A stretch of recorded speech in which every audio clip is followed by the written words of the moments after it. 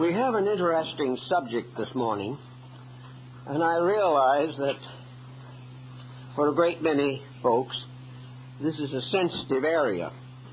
But I think in fairness to all concerned, we must face into some of the phenomena of our times.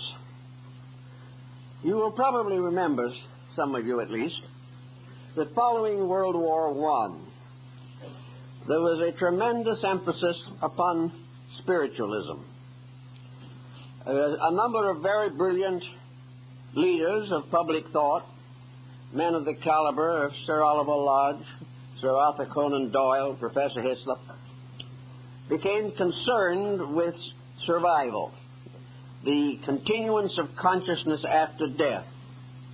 Obviously, the cause of this tremendous emphasis was the tragedy of the war itself.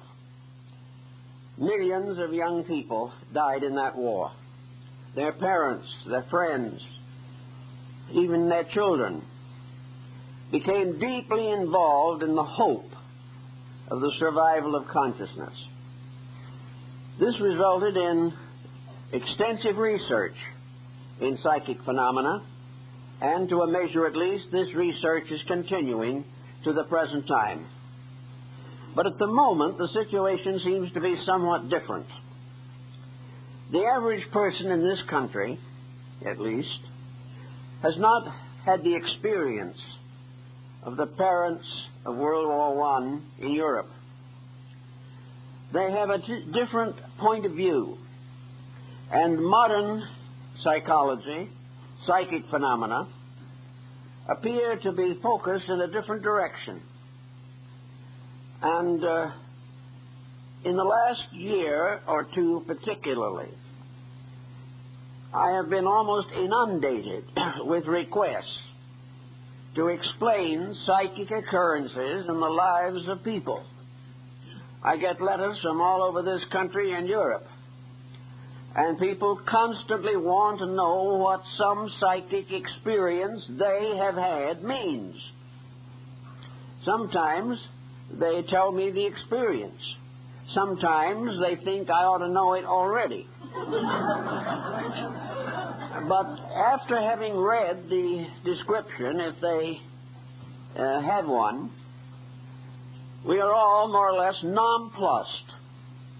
There seems to be no general, natural, significant, practical way of explaining a great part of this outburst of psychic pressure that is in the atmosphere at the present moment.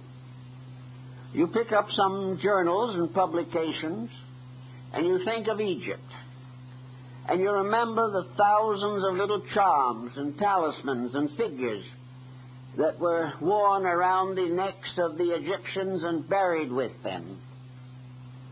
In the paper, we find that today similar charms and talismans and amulets are being offered seriously on the grounds that they have psychic influence. So over a period of 4,000 years, the same phenomena continues. This is something we have to give a little thought to. I've looked around, and I'm not interested in exposing or downgrading the psychic seeking of the human being. Far from it. I feel quite convinced that there are some perfectly honorable and perfectly practical and reliable consequences in some cases. But the true mystical experience is comparatively rare. And much of the material that comes in almost every day for consideration simply cannot represent a valid approach to the problems involved. I think one of the most interesting problems that we have to consider is the source of this tremendous torrent of psychism that is now moving in on us. And looking around, it seems to me that perhaps Buddhist philosophy comes the nearest of any philosophical structure that could have a bearing on the subject.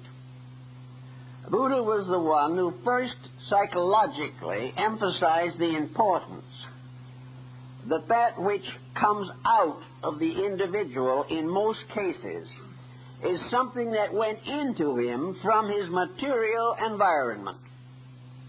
In other words, the human being receives through the sensory perception certain impressions. These impressions coordinated by the mental unifier. After a time, these impressions, interpreted, digested, and unified, come out again through the individual, and he attributes them to some source within himself. Let us see if we can make this point a little clearer. Wherever we have social insecurity, we have pressure upon the psychic life. When things run easily and comparatively smoothly and the individual is relatively secure, his mind does not run to this type of thinking. But when he is variously bewildered, when he does not know what to do next, when he does not know how to evaluate the conditions of his own life, he then rushes to someone else for help. Now, psychology, from a scholastic standpoint, has had much to do with trying to rationalize the problems of society.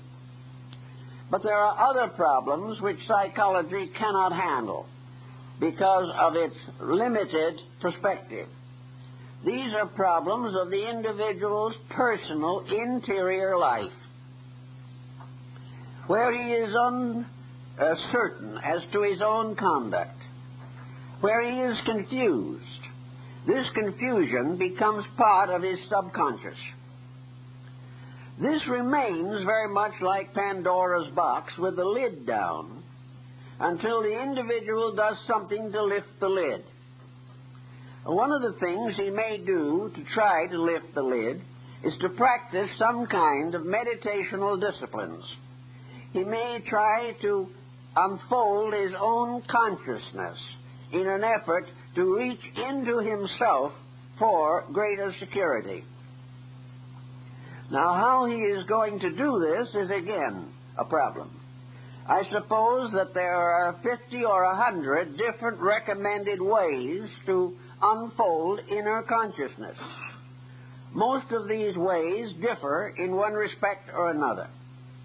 The individual reaching out for some way of cultivating his inner faculties is very likely to practice some type of metaphysical discipline, concentration, meditation. He is apt to try almost any type of method of concentrating attention upon the unfoldment of internal factors. This, in many instances, arises in persons that are not at all equipped to handle this type of situation. They firmly believe, in fact, in some cases, they are taught to believe, that all they have to do is to practice some meditational discipline and the inner life will move out through them. Or, perhaps, under certain conditions, through these types of disciplines, they will be brought into contact with superior beings, hierarchies or orders of life, which will enable them to get the solutions they seek to the problems they face. Now, this situation has resulted in a series of very strange circumstances, which I think are probably best approached through the Buddhistic philosophy. We have to have some kind of a framework for this. We have to rationalize it or organize it before we can examine it. If we wish to assume that the individual over the course of years has become involved in a load of psychic pressures within himself, if we realize that all kinds of things that happen to him on the material plane of life have left scar tissue, have built various pressures into his subconscious personality. There is the person who arose in a divided home, who never had proper parental relationships. There is another who came from a bigoted or irresponsible family and had no proper encouragement for the development of normal faculties. We have individuals who had bad marriages and were unable to cope with the family responsibility problems. Also, we have some graduates from the drug culture. We have individuals that 10 or 12 years ago were tied into the drug subculture. Many of them have worked out of it and are no longer involved in it. But the record of it, the pressures of it, the consequences of it are still in themselves. We also find others who are financially insecure. Jobs are hard to keep. The individual has not had sufficient training to feel secure in his employment. He may have extravagant tastes which he is unable to gratify. He may be picked up in the inflation, or he may be trying to buy a home and cannot get the necessary loans to take care of the deal. He may also have health problems. Many people are finding tremendous nervous ailments developing from tension, stress, frustration, and self-pity. All of these pressures retire into the individual. And under normal conditions, perhaps they will remain there for his entire lifetime. If he is a materialist and has no belief in any mystical or metaphysical factors in daily living, then he will simply ignore this and go on being sorry for himself, but rationalize it in terms of his external circumstances. If, however, he is more religiously inclined, if he is looking for some inner understanding of the phenomenon that he is faced by, then he begins to attempt to develop some form of internal spiritual security. He takes the attitude that he must, from within himself, release values which will take care of him. He is taught this. Many groups are advertising it. Many individuals are working with each other in these problems. The idea being to break through the outer crust of fear and anxiety and find a quiet, serene inner life behind the problems of daily existence. But here is where the Buddhist philosophy steps in. It points out that when you open the door between the objective and the subjective, you open that door into a world with which you have very little experience. You also take a very serious chance that when this door is opened, the flood of your own inner psychic stress is going to pour out into the objective life. Instead of being redeemed and at peace, you are going to be in greater confusion than you were before. This confusion, however, is not always easily rationalized. It is not something in which the actual incidents of your previous physical experiences will be revealed to you. You will not be able to find always or very often that some pressure in your psychic life can be immediately traced to a particular incident in your environment. In many cases, it becomes a kind of vague form of reaction. This reaction most always takes the form of symbolism. And symbolism is a very difficult thing to work with. If the pressures within yourselves come out into manifestation through symbols rather than through incidents, then you have the same type of problem that is involved in dream symbolism.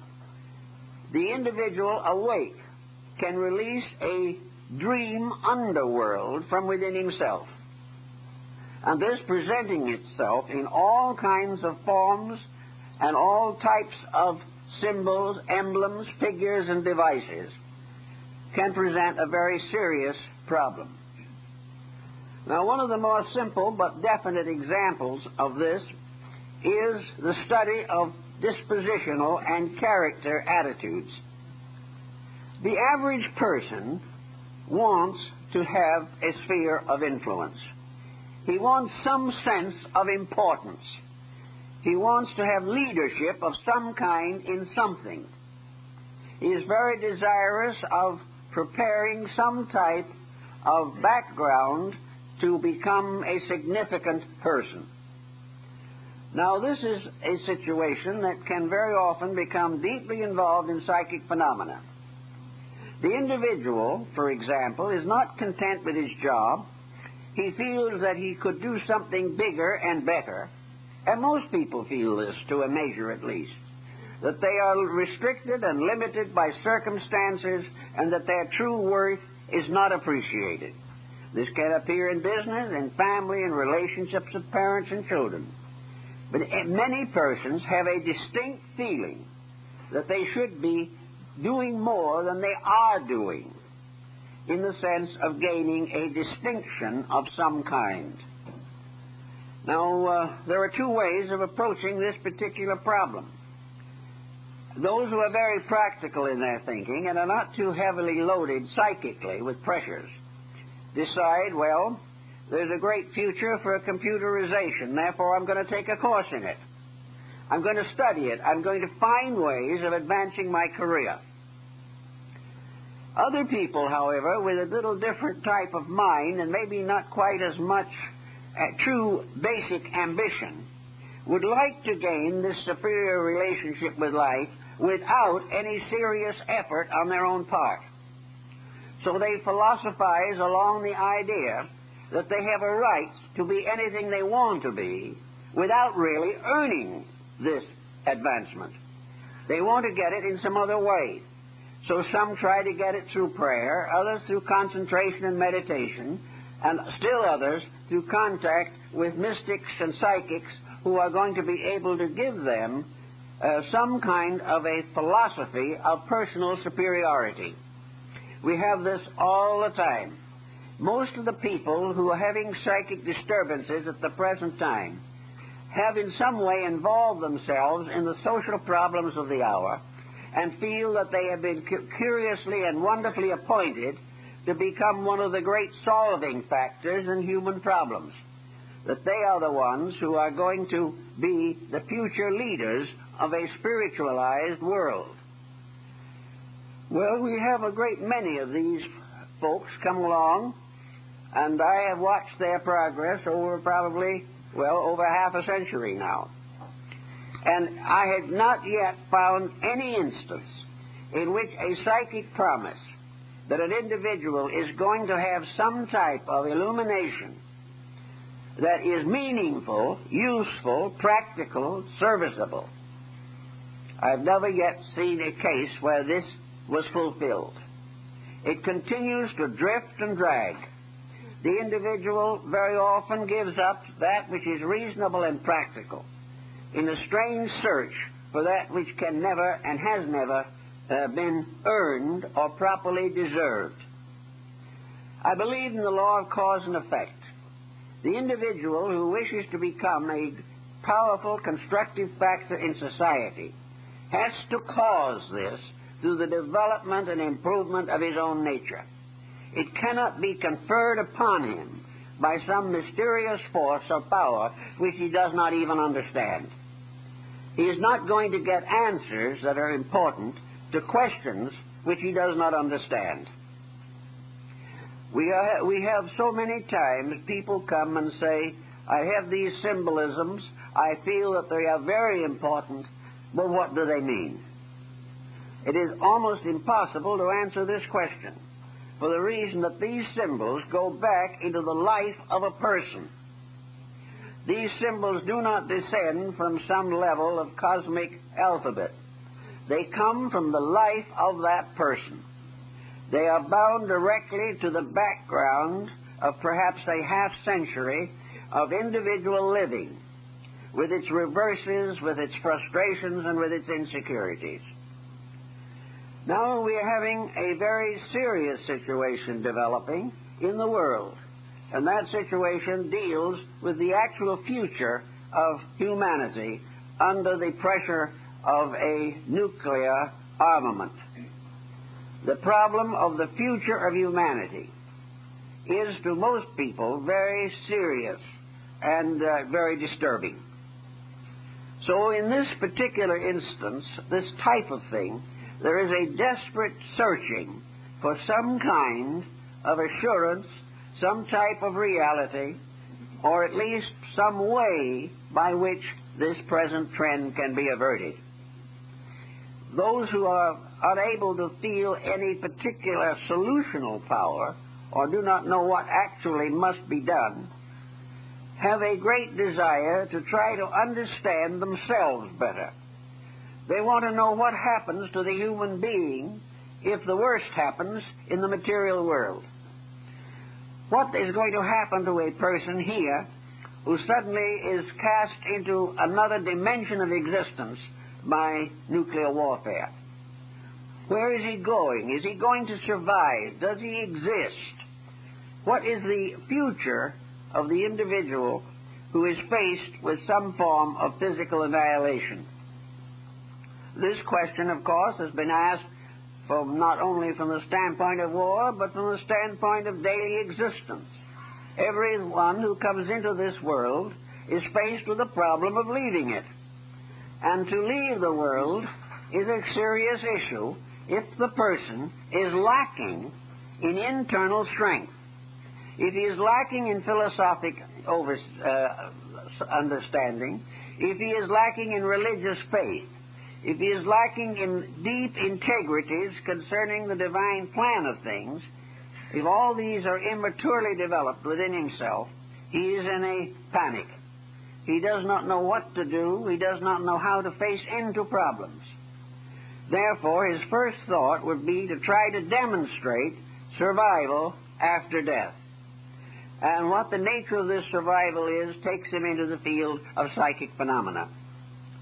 Another person with a little different sort of background, looking back over life, realizes that from lack of understanding, he has been limited all his life, that most of the plans and dreams and hopes and aspirations that were important to him were never fulfilled because of weaknesses of his own character. Under such conditions, as he grows older, he is apt to decide the importance of some form of religious communion. Young people today are not inclined to be theologically minded, but older people are consistently concerned with the future of their own existence. To have this securely indicated for them means that they must have a solid foundation in some religious or philosophical system. Actually, all of this type of thinking is founded in a certain kind of faith. The individual has to believe, and in believing has to find his security from belief, from the integrity of his own consciousness. Under such circumstances, he is apt to go to other people to try to find out more about these things. And there are groups all over the country and all over the world who are attempting in one way or another to create confidence that the individual has a survival factor built into his nature, that he is bound to survive, that he is going to go on to other worlds and other dimensions of life. If he believes in reincarnation, he believes that he will be re-embodied here in the due course of time, that basically he is indestructible. And if he is indestructible, then through philosophy and insight, he can gain a great deal of confidence. Now, systems that teach people to accept the power and virtue of universal law and can help the individual to realize that the power that fashioned him did not fashion him to destroy him, but rather fashioned him as part of a vast plan of unfolding life in nature. On a level of philosophy, individuals can gain a great deal of comfort. They can also gain it on the level of religion, in which it seems to millions of people that their future is in the keeping of a principle of divine good, and that all things that happen in this world are part of a plan for the final salvation and perfection of all that lives. With these kind of inducements, the individual can gradually develop a working philosophy of life. But very often, this is complicated today by the introduction of a whole group of extraneous elements, which may or may not contribute to this major purpose. There are a great many people who honestly believe, apparently, that while there is a divine plan, it is possible for the individual to change that plan without actually improving himself. That there are ways, there are tricks, there's a magic, there is some kind of a strange esoteric method by which the individual can become wise without earning wisdom, can become good by a formula, can be enlightened or strengthened by some type of sentimental or platitudinous statement. This actually works against the person, because he goes on with these statements, he applies them to every aspect of his life, and in the end, he is in the same condition as everyone else. These things do not change the course of his actual career. The only way that the person can get out of a weakness is to become strong. And there's no way to become strong except to earn it. The individual who wishes to be better than he is must live better than he does now. And there is no possibility of some kind of a magical intercession by which he can keep his vices and perfect his virtues at the same time.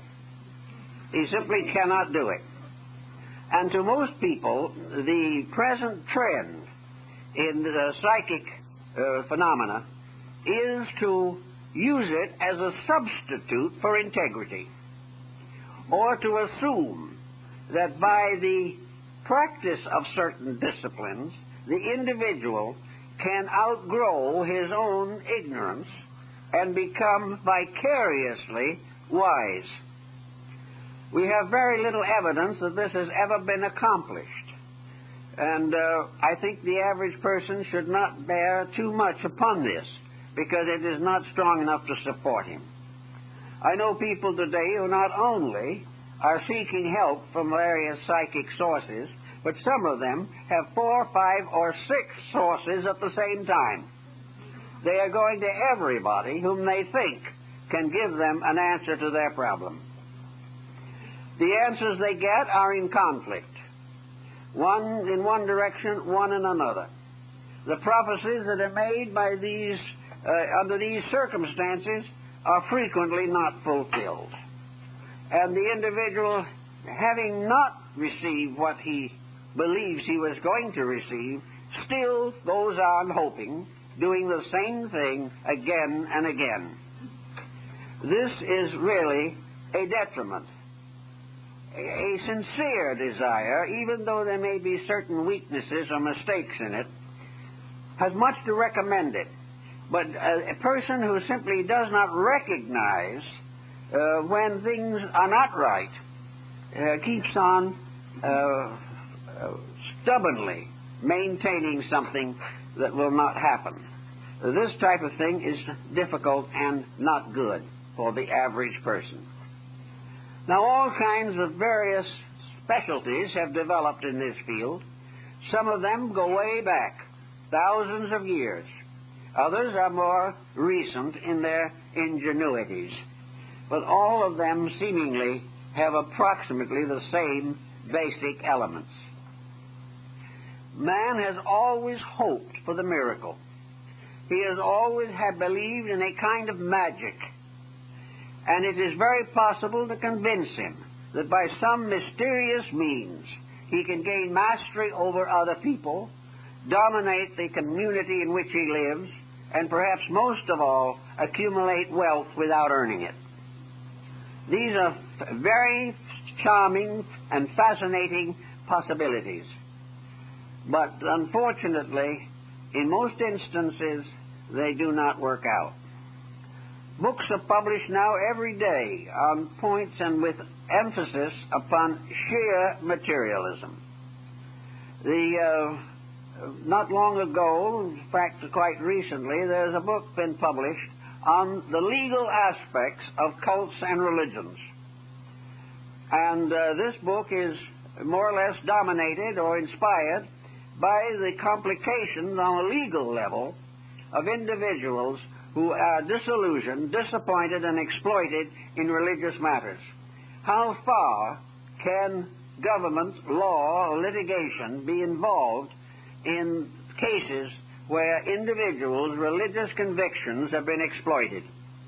This is a grave situation, but it is obvious that the matter is getting to a point where some form of secular intervention is almost inevitable. There is going to be some form of legal recourse for persons who have been exploited in the name of religion. This does not mean that any sincere belief is going to be criticized. It does not mean that the individual is going to be denied the full expression of his faith or his inalienable right to seek spiritual consolation according to his own preferences and desires.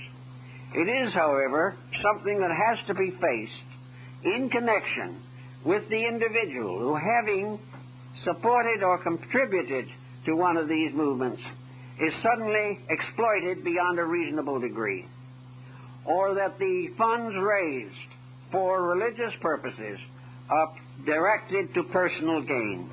Where this condition exists, there's going to be a great increase in care and thought, and there are going to be legal changes in the statutes which will protect the individual from dishonesty in the name of religion.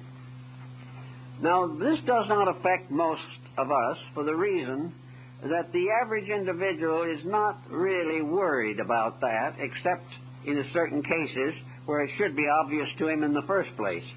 But what is really the problem is how the person is going to evaluate his own inner experience with religion. How is he going to evaluate what has happened to himself on a religious level?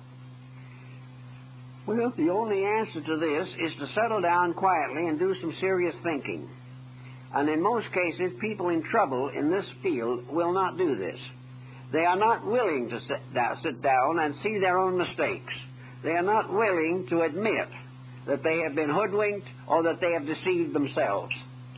They want to keep on pressing the points which they themselves have become accustomed to. I think probably that most of you have heard or read about a mirage in the desert. This is a phenomenon that is known throughout the world, and in some cases is very highly specialized.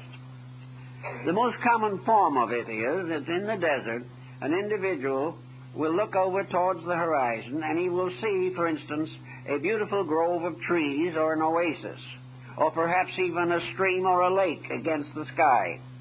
As he approaches it, it fades away, and there is nothing there but the desert itself. Now, a considerable amount of man's wishful thinking is like a mirage. It seems to be something very beautiful lying ahead, or out somewhere in the desert of wilderness of waiting and frustration. But as he approaches it, it fades away, because it is an illusion and a delusion. Now, each person must evaluate his own beliefs, his own religious convictions, to find out if there are among them some delusions or illusions. Otherwise, he will be constantly seeking that which has no existence or is not available to him under any condition. So we have the person who is waiting patiently for enlightenment. He is waiting day by day for illumination. He is waiting to have some strange and mysterious being or power take over his life and bring him to perfection. This waiting goes on and on. It does not happen because actually the individual has not thought it through. He has not answered a very simple question. When people ask me, and some of them I do, how it happens that they were so fortunate as to have an illumination, that at least what they thought was an illumination, and that have come under the special control or protection of divine beings, I've often asked them, how did you happen to deserve this? What did you do to earn it? Why were you picked out of 1 million people to receive the deeper and inner instruction? And I've never had an answer that made sense.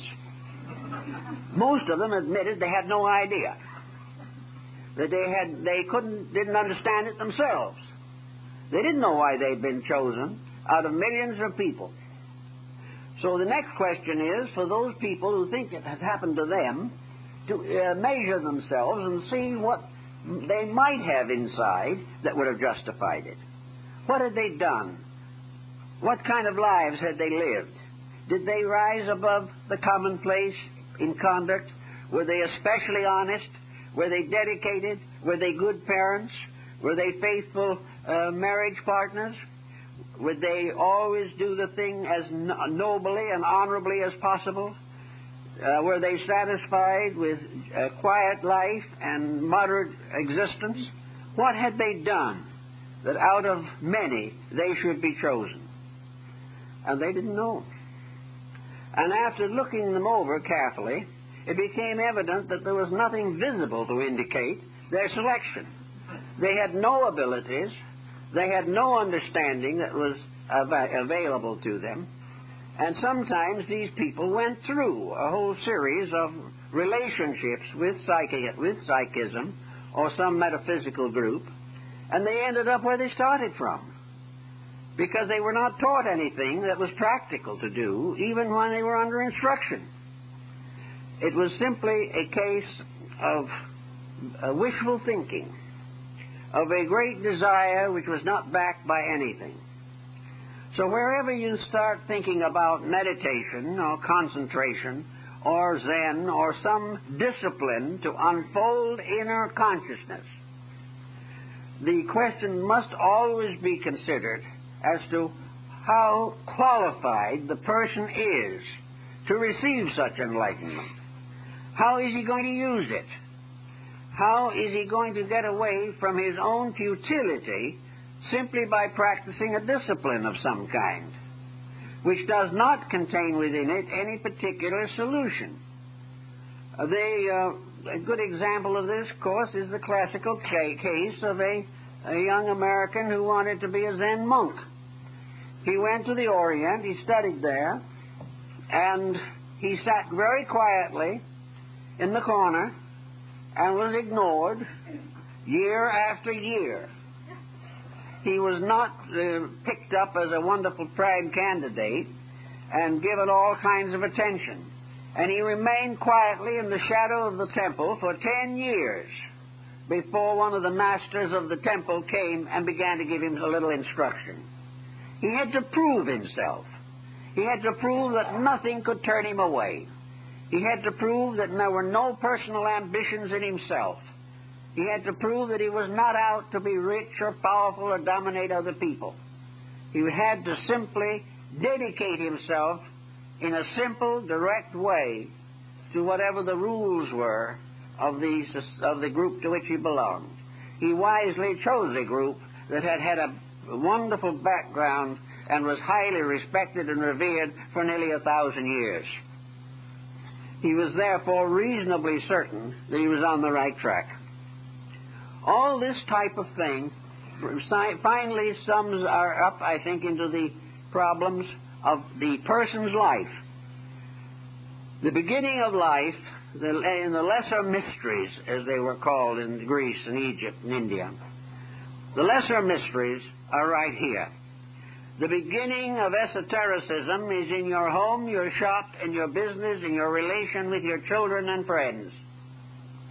The beginning of philosophy is the daily use of common sense.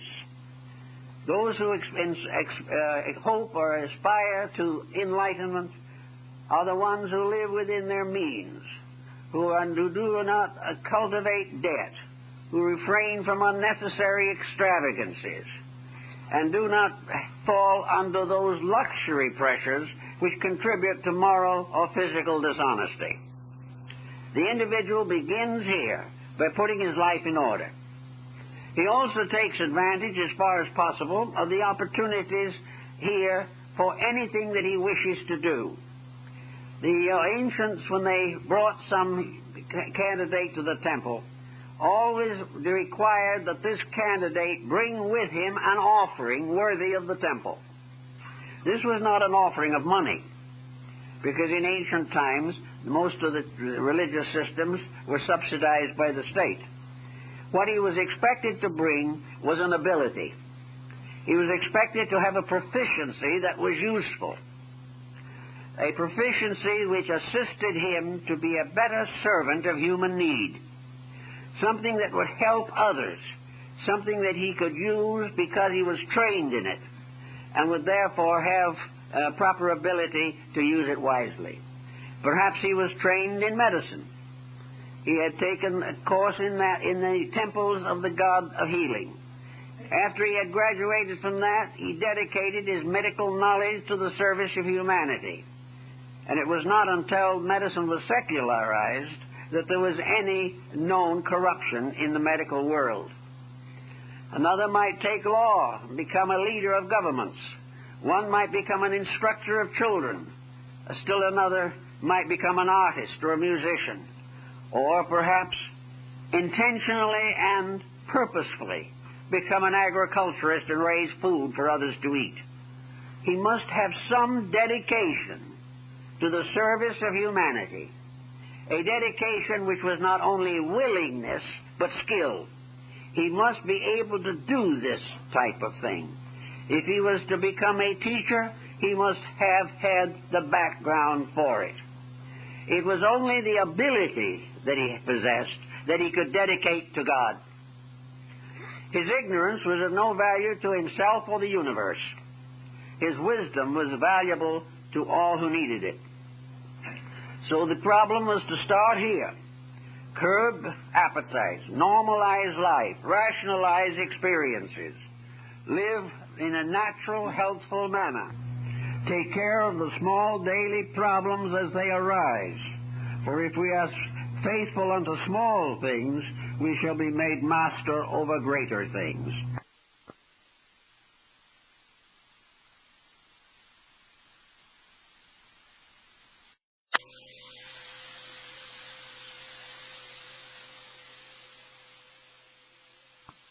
For if we are faithful unto small things, we shall be made master over greater things. But to avoid the small and rush desperately after the greater is to fail completely. Having gained this external knowledge of life, having proven conclusively the ability to be a conscientious householder, which means for the most part that the individual was able to withstand all material temptations that might lure him away from the development of his own integrities. When he had this achievement and had brought his gift to the temple, then a career was directed for him. He was given the means to do those things which he was trained to do, because to the religious mind there is no such a thing as secular learning. It makes no difference whether you're a carpenter or a priest. All is sacred. All usefulness is sacred. All uselessness is profane. Having therefore decided the area of service, the area of dedication, the individual becomes inwardly inspired to do the things which he has prepared himself to do. He started out with a determination to prepare for a job worth living for. And this job unfolds with him. He doesn't have to have a very special attention bestowed by someone else. He doesn't have to take an aptitude test. He knows in his own heart, if he's dedicated, why he learned and what he intended to do with learning. And he uses it. And gradually, as a result of this, his inner life opens up. His inner life opens up because he has no pressures. He has no pressures because he has no egotism left in himself. He has no worldly ambitions. He is not trying to be godly on one hand and a millionaire on the other. He is simply, quietly knowing his own limitations, knowing his own abilities, knowing his own purposes in life, and gradually gains a reputation. He gains a certain amount of influence because he is skilled and because he is able. As this continues along, then the quest of the over-self begins to be more meaningful. The individual, in order to have the courage and wisdom, must call more and more upon his own resources. As he advances in his skills, as he advances in his profession, his temptations increase correspondingly. He requires much greater self-discipline as he goes further and higher in his career. For there the temptations will be pressing. There will be many opportunities to compromise principles. The person with few abilities has few opportunities and few temptations. But as he goes further along, he demands and depends upon greater insights.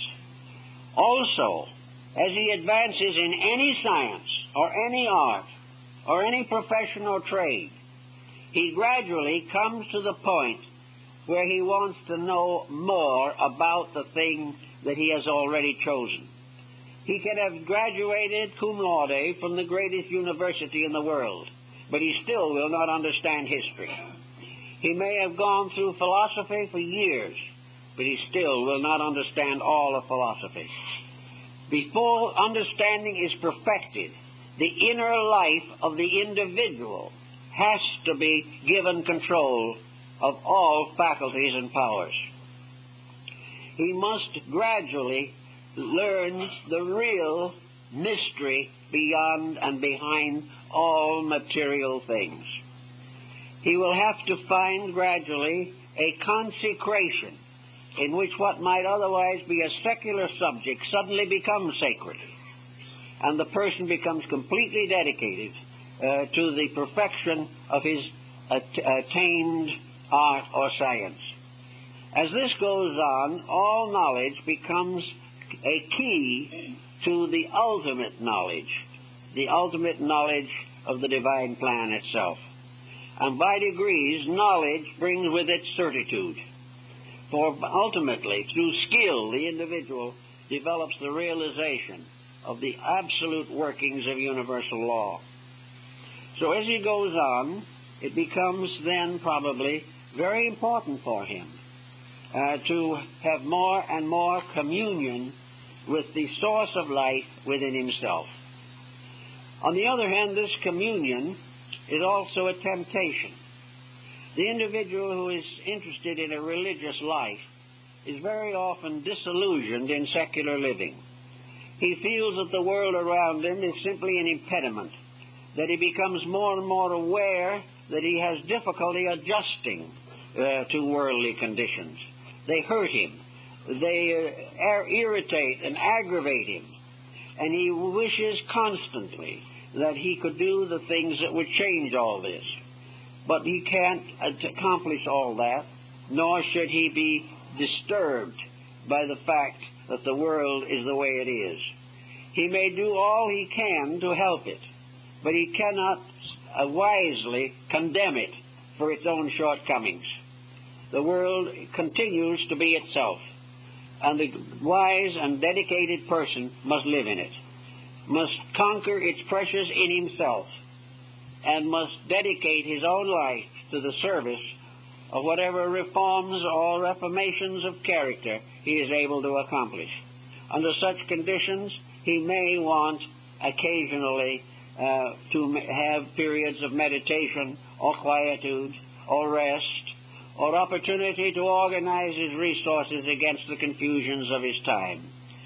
But he will never take the attitude that he is going to substitute his own hope for personal growth for his duty to society. The individual who retires from humanity to take care of his own spirituality is on the rim of a serious disaster. We are not here primarily to advance our own cause by the neglect of our social responsibilities. We are here to forget ourselves very largely in the common service of those whose need is greater than our own. Therefore, the individual who chooses to retire from humanity in order to protect his own spirituality should give the matter another thought. He is on the wrong track. He is not to be concerned primarily with his own growth. His own growth is a byproduct. The only way the individual can grow spiritually is to forget himself in the service of those whose need is greater than his own. He cannot directly make himself spiritual, but he can, through forgetting himself in service, attain spirituality. But he will never find it by demanding it, requiring it, or envisioning it for himself primarily. We are not here as human beings to think only of ourselves. We are here to forget ourselves. And in the beginning of our spiritual growth, the less we think about ourselves, the more we will unfold the natural resources with which we are endowed.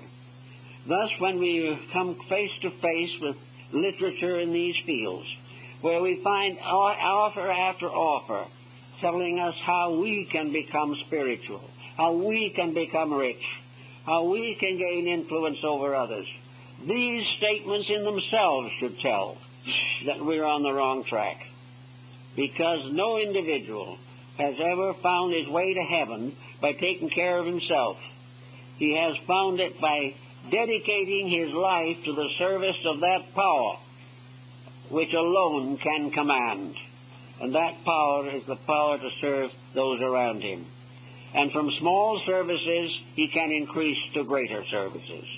But always his mind is upon one thing, the greater good to the greater number.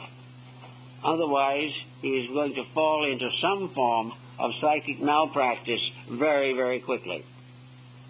Having finally come to the conclusion that most of his efforts have been comparatively wasted, it is necessary for him to also give a certain amount of discriminational thinking to any group of people with whom he wishes to have intimate association. If he wants to join some movement, he has a perfect right to do so. But for his own good, he must estimate as far as he possibly can the integrities of any groups with which he may become involved or desire to be.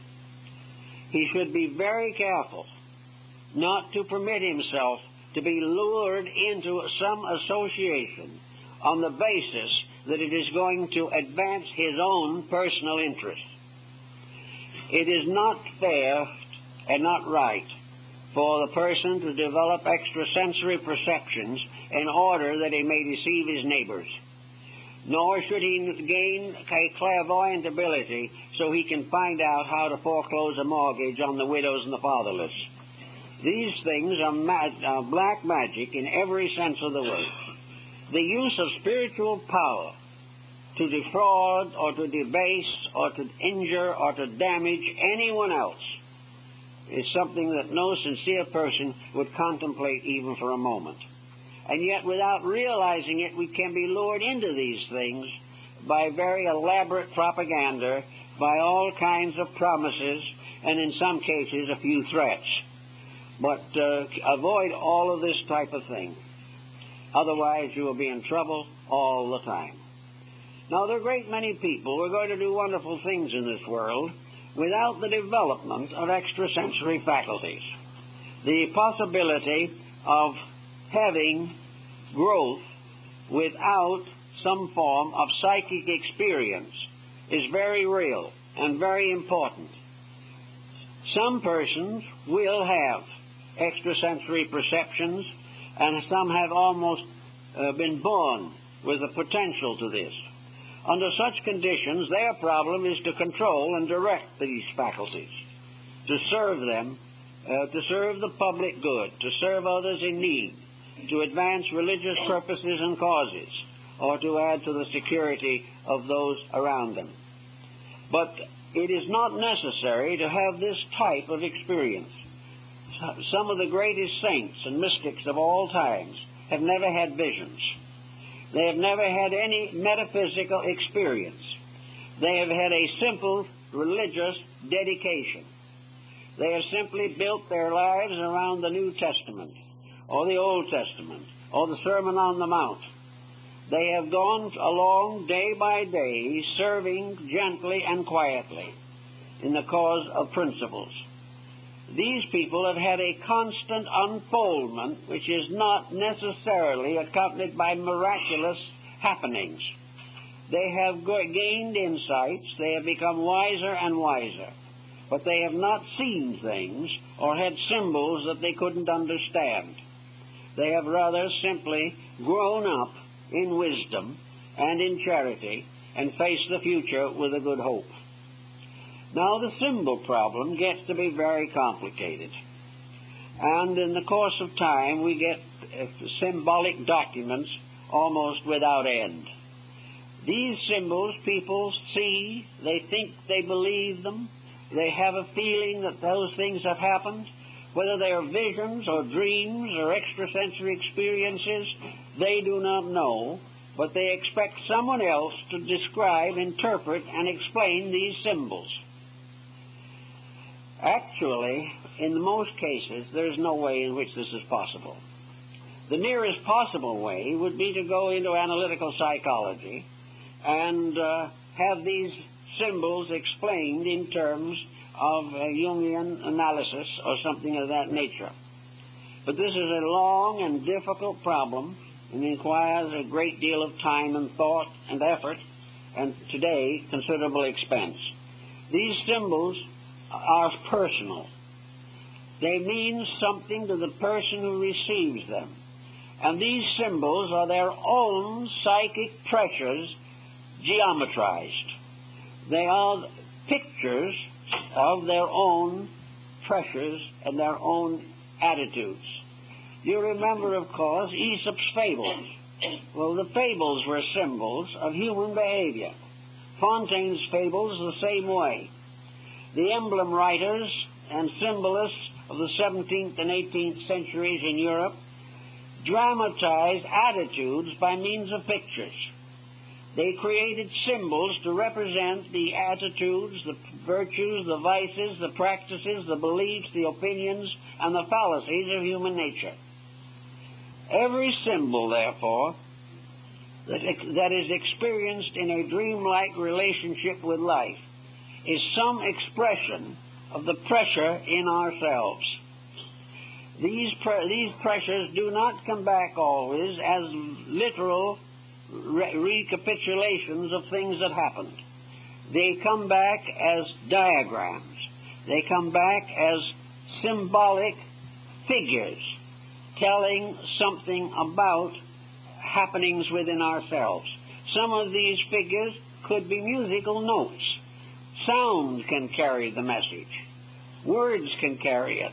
Thoughts, scenes, landscapes, persons, animals, geometrical figures, stars, auras, magnetic fields, all these things come through into consciousness, usually in a semi-dream state.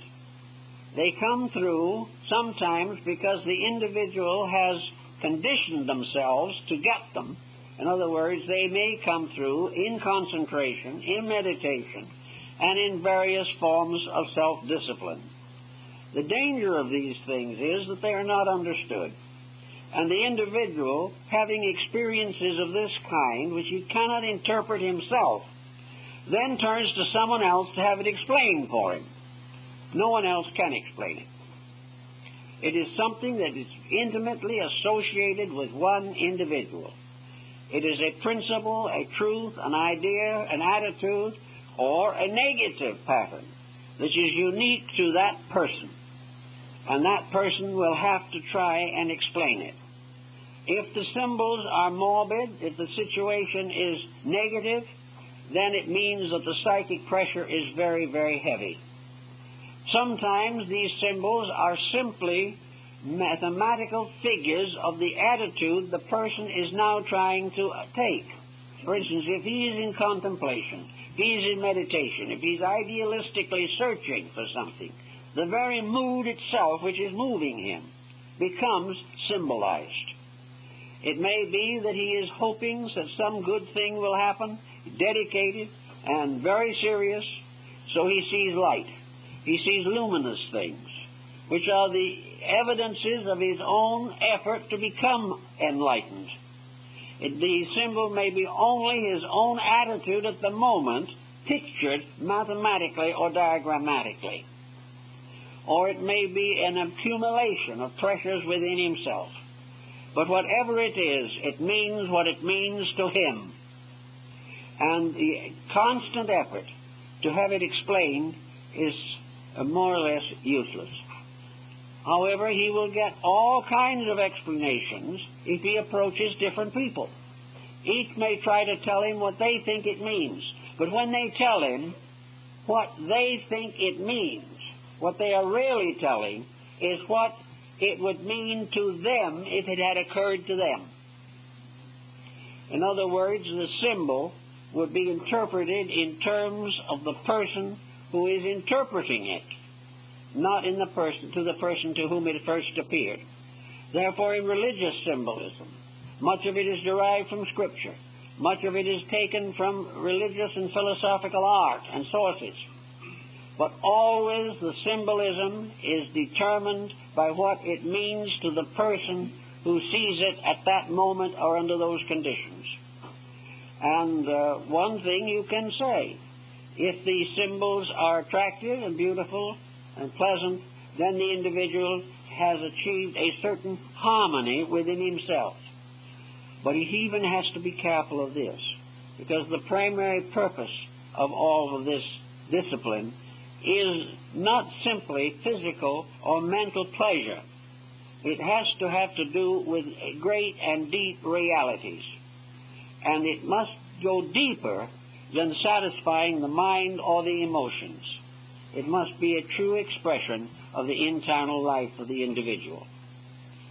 So we go through all of these problems, and we find everywhere today a tremendous increase of pressureful symbolism. We find every day practically some new prediction appears in the press, some new threat usually. Most predictions today are negative, largely because the person doing the predicting feels negative themselves. If the person is afraid and he has a mystical experience or thinks it's that, it may be simply a fear experience. If the person is frustrated, it may be a frustrate experience. If it involves society, it may be revengeful, or it may be an effort to stand against the prevailing policy. But in every instance that we know of in recent times, the trend has been to represent the whole subtle subconscious of the human race as under tremendous anxiety, under great stress and fear. Therefore, a prophecy of doom, an effort to date a disaster, is very often wishful thinking. And time again, the disaster does not occur as dated, because the dating ties into something within the consciousness of the person and has been expanded to cover all society. Actually, the answer lies in the gradual correction of these ills by which the individual is personally under pressure and stress. Actually, however, if you think for a moment, you will realize that about the only way in which the present condition can be finally solved is for it to become unendurable. As long as there is an opportunity for the individual to do as he pleases, when he doesn't please to do the right thing and get away with it, there will be no change in the social pattern. We will only have correction when it becomes obvious that there is no other answer. We will continue to exploit each other. We will continue to dramatize our own attitudes and commercialize our own theologies as long as this is possible, as long as it is within our capacity to endure the consequences of our own misdeeds. Therefore, the quicker things come to a head, the better off we will all be. I remember a man who I talked to back in '29 when we had the big crash on the stock market. He lost everything he had one day. He was wiped out completely. He had been margining, as so many had, and it caught him, and he was through. A few hours before, he'd been a wealthy man. Now he was a bankrupt. I talked with him, and I said, "What did you do when you found out you just lost everything you had?" Well, he said, "You'd be surprised what I did. I went home and went to bed, and I slept for the first time in 6 months." Now, society is going to be faced with this kind of situation. It is only when something happens and we no longer can escape the consequences of our own mistakes that we can go home and have a good night's sleep. It's only possible to solve these problems by changing our own ways of life. And it's the same with the person who has a bad home life, who has children that are wayward, and consequently is loaded with psychic pressures and extroverts them through strange dreams and symbols. We're going to have these prophecies of dire circumstances until we stop setting up dire circumstances. We're going to fear for what we have as long as we are so tied to possession that the loss of it becomes the major tragedy in life. When society does make its major moves, as it must someday, it does not mean that people will all be wiped out.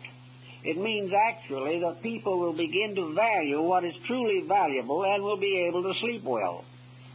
The Chinese had a saying that in the primary time of things, when there were only sages upon the earth, the sages all slept without dreams. And this is to a certain degree our problem. It is the pressure in ourselves that is not only luring us into difficulties, but also luring us into finding false panaceas, trying to find ways to get out of our troubles without changing ourselves. And there are always a certain number of persons willing to exploit this need. But when it's all said and done, they may make a quick profit, but the person who is over-influenced by them is still in the same difficulties.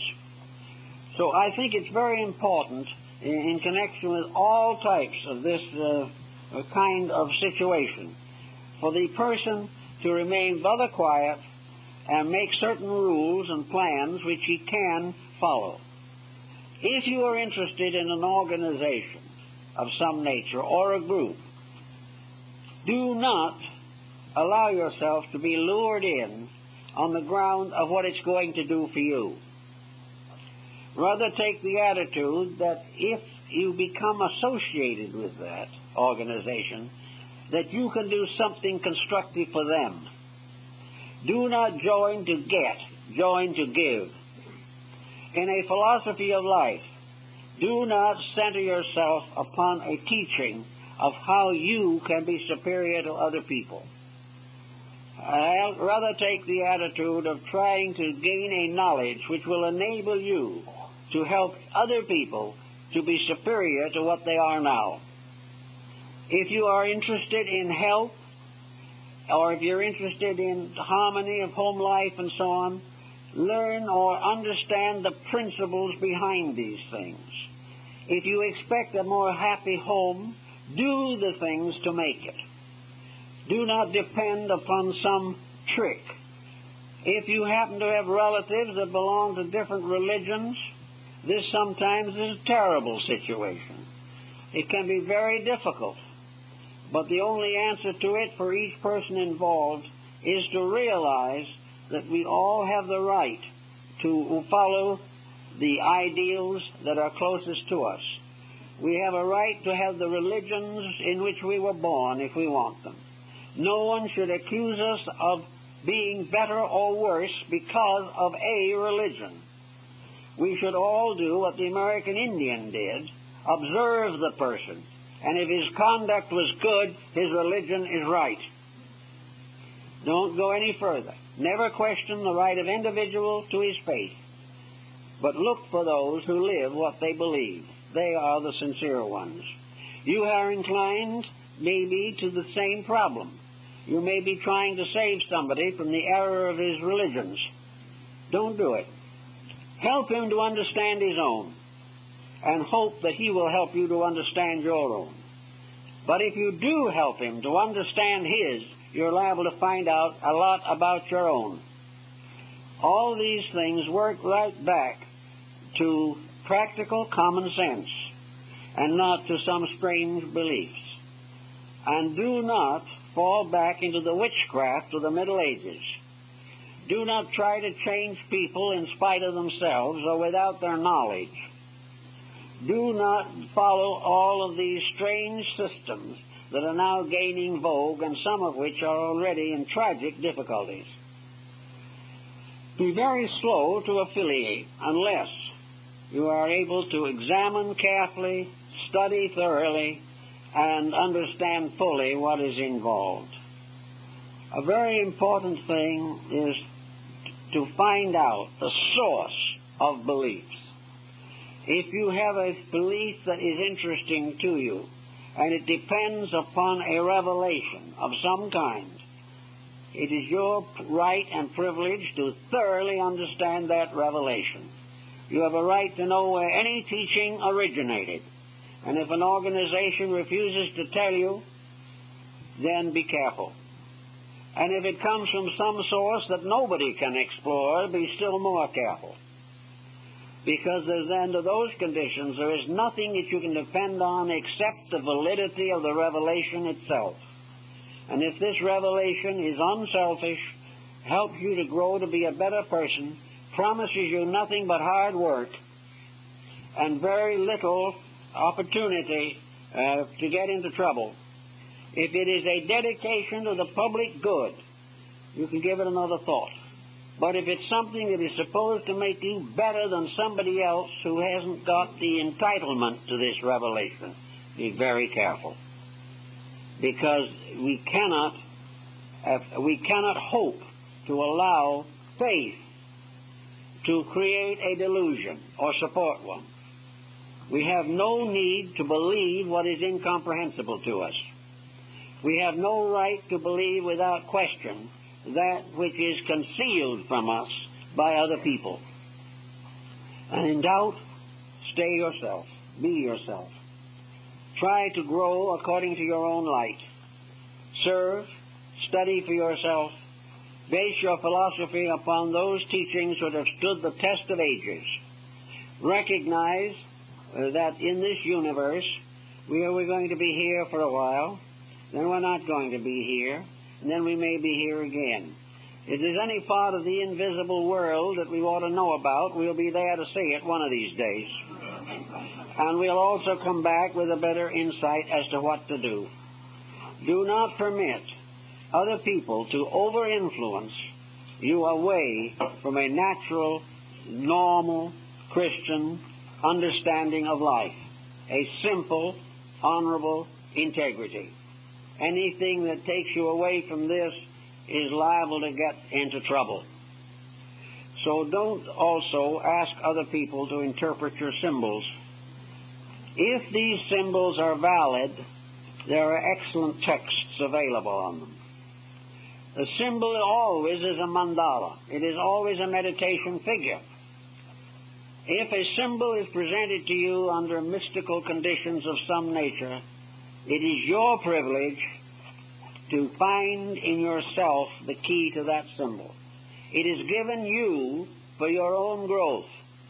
And when you try to get everyone else to tell you what it means, you will not find out what it actually means, because its meaning to you is very personal.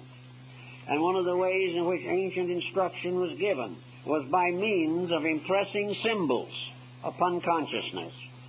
Symbols that tell you all the things you need to know if you will quietly accept them. But when you get a symbol that is interesting, don't feel that it is something very, very wonderful and cosmically meaningful. Say, what does it mean to me now, here, and with the problems I now face? Well, is it a symbol of hope? Is it a symbol of faith? Is it a symbol of charity?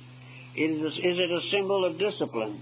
All of these things you have to consider. Many symbols, especially light symbols, are encouragements, telling you that something is being accomplished. Something is being changed for the better within yourself.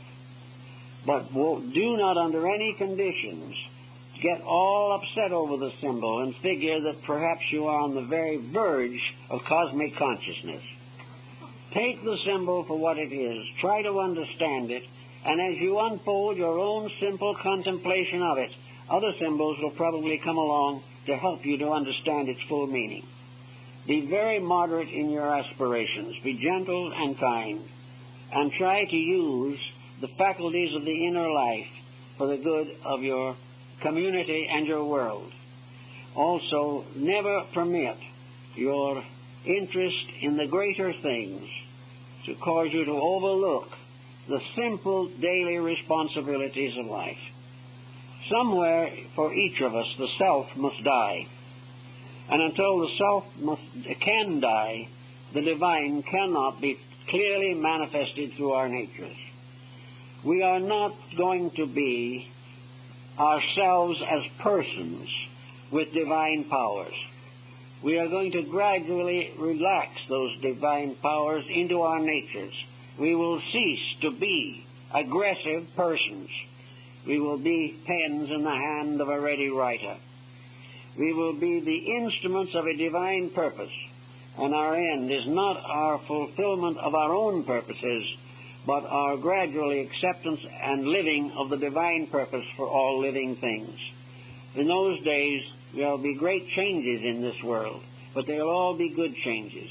In the meantime, do not allow yourself to use religion to gratify selfishness, gratify personal ambitions, or gratify a sensational desire for some kind of a mystery.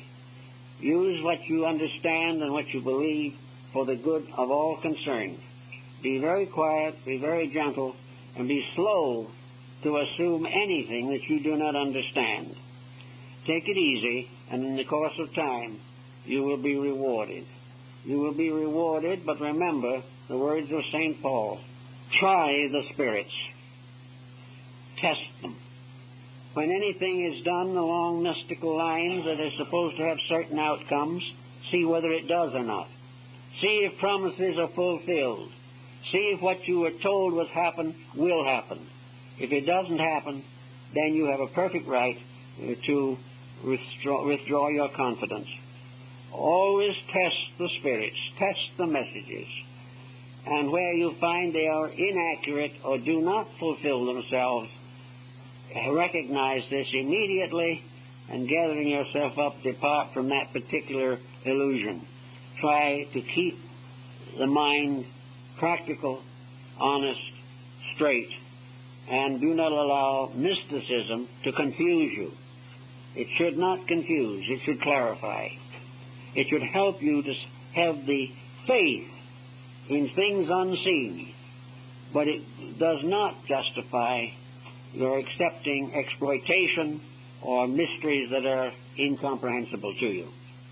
Faith is basically the belief that there is a divine power in life. That which we earn will come to us. That which we deserve will be ours.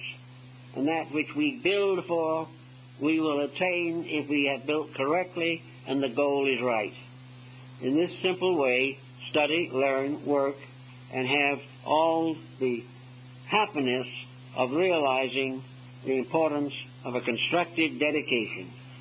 With this kind of thinking, you can't get into very much trouble. Well, I guess that's it.